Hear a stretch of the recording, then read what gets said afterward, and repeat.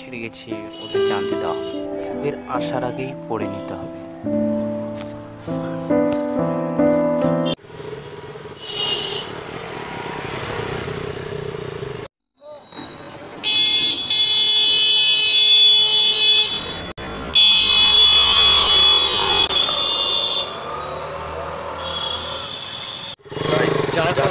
ভাই খবর কি তোর? রে টিউশন যাবি না? এখানে বসে কি করছিস একা?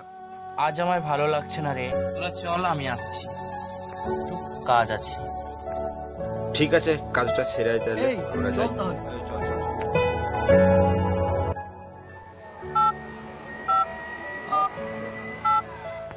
হ্যালো বাবা।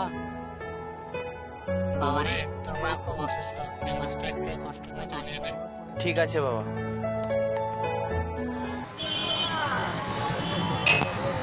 দেখ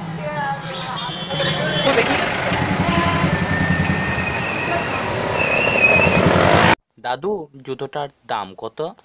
340 টাকা।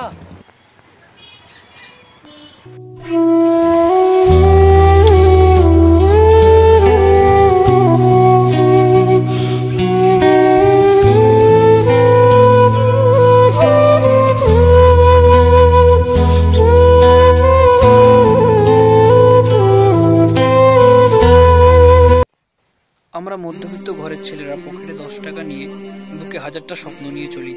এভাবে সমস্ত সুখকে বলিদান দিয়ে হাসি মুখে চলতে হয় সমাজের বুকে।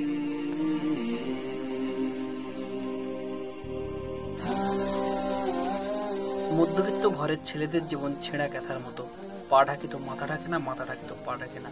আর এভাবেই পারিবারিক জীবনে তাদের সমস্ত সুখগুলোকে বলিদান দিয়ে সবার মুখে হাসি ফোটাতে হয়।